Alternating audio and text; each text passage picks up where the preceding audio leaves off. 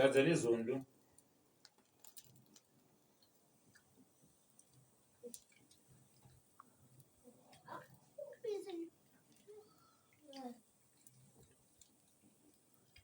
Taenda takaenda.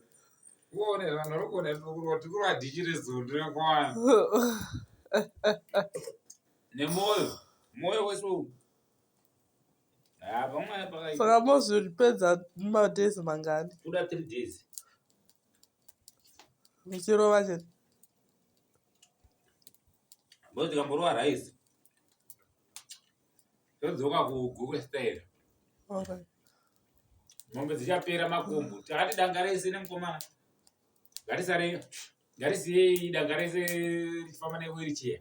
Danga redu rese mombe dzese dzekachongwe hadzofamba nemawheelchair. Vakabvisa makumbo. Ndabvisa muZondo maZondo. Saka vanhu vemunharaunda manje dziri kuita sei dziri kubatana navo?